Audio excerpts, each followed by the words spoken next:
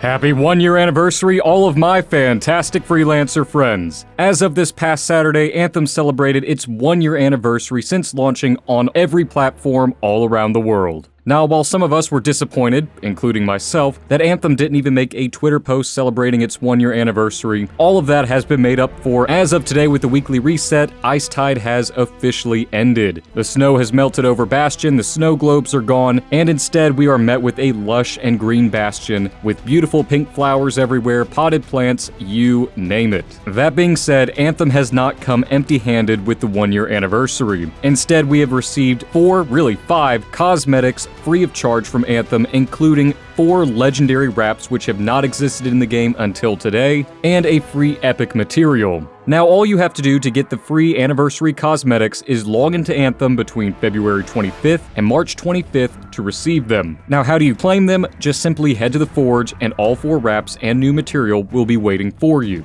Now, that being said, not all the wraps can be used on all the javelins. The Storm wrap can only be used with the Storm, the Ranger wrap can only be used with the Ranger, the Colossus wrap can only be used with the Colossus, and the Interceptor wrap can only be used with the Interceptor. Now, that is not the same to be said about the new material called Painted Metallic Flake. But without further ado, let's take a deep dive into these cosmetics really quickly so you can see exactly what you are getting. Now, the wraps are incredibly metallic and shiny, kind of like the racer ones we got during the Icetide event, where you had to race and do those perfect races in order to get them. Now, that being said, you may notice that all of the wraps are color-coded to the original default paint job of these javelins. The Ranger is golden, the Colossus is red, the Interceptor is green, and of course the Storm is blue. Each wrap also features somewhere on it the logo of the javelin, and a Roman numeral 1 somewhere on the body. Now, of course, like all wraps, the positioning changes based off of your torso, your shoulders, your helmet, your legs, and so on and so forth. Now, before we go and take a look at the javelins out in the real world with, well, how they actually look, let's take a look at the new material. The new material, Painted Metallic Flake, is easily one of my top 5 favorite materials in Anthem now.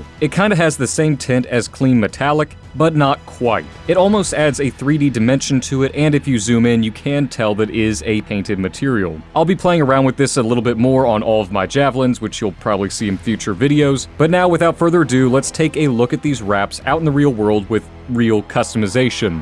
First up, I figured we'd start with the Ranger since it is easily my least favorite of the designs, but it is pretty standard. A very saturated gold with a lighter gold or darker bronze towards the legs and the kneecaps, and as you can see, the emblem is featured on both shoulder pads and on the back of the Barrage backpack. It doesn't really do too much with the back of the javelin, but that's the same for all of the wraps, and closer towards the mid of the stomach, you can see the Roman numeral number 1. Again, you can change that up per javelin based off of their torso. The number 1 Roman numeral will change its positioning. But that's really all there is to be said for the Ranger. Next up, we have the Interceptor, which is one of my favorites. Again, it features a very saturated metallic green, and the Roman numeral number 1 is featured in the chest. Now, unfortunately, I didn't pick a shoulder pad that really showed off the Interceptor's logo on it, and the helmet doesn't really show it either, but I felt this was the best combination for this wrap, for me at least. I think it gets the point across. Now again, like all the other javelins, it really doesn't do too much to the back of it. As a matter of fact, it doesn't even change the color of the wings. Overall though, it is a great looking wrap, and it does come in the 3rd place for me with these empowered wraps. Up next, we have the Colossus. Now, believe it or not, the Colossus is my 2nd choice, and probably it could be my number 1 pick, but let's face it, it was always going to be the Storm. The Colossus features a nice red and gold pattern, almost Iron Man-esque. And it gave me a reason to finally use the Icetide armor set that I earned through that challenge. The Roman numeral number 1 will typically be on the front of the helm, or as you can see kind of behind the knee pad, you can also see the number 1 there.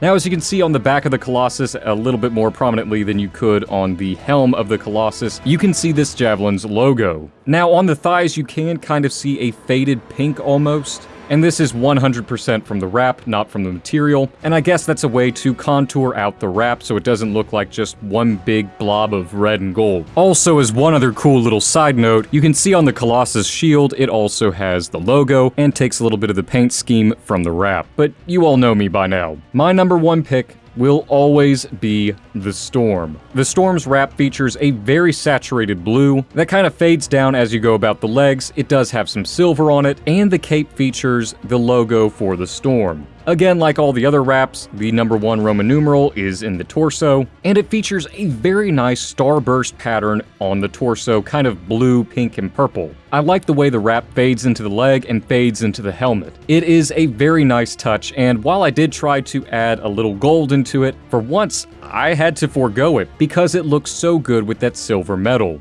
But anyways, freelancers, what do you all think of these free anniversary cosmetics we got from Anthem? I know a lot of people were hoping for armor sets, but personally I'm completely fine with this. And after all, it is better than nothing, and we got the first ever legendary wraps for free. Easily a $40 value altogether, really $45 or $46 value if you include the new metal. And also, let me know guys down below, what are your fondest memories of Anthem? Anything you particularly remember from this year, or any badass moments you've had over the last 365 days? Really, a little bit more now, but who's counting? If you enjoyed this video and want to stay up to date on all things about Anthem as it continues to evolve and the future of Anthem with Anthem 2.0, then please be sure to leave a like and subscribe, as it really does help me out and allows me to reach more freelancers just like you. A very special thank you, by the way, to my patrons and channel members for all their generous donations and support to your Anthem. It really does help me out during these dry spell months where not a lot's happening and not a lot to cover, and it really does mean the world to me. I hope all of you fantastic freelancers have a phenomenal day as always, and I'm looking forward to seeing each and every last one of you in the next video very soon. And remember freelancers, we are strong alone, but we are so much stronger together.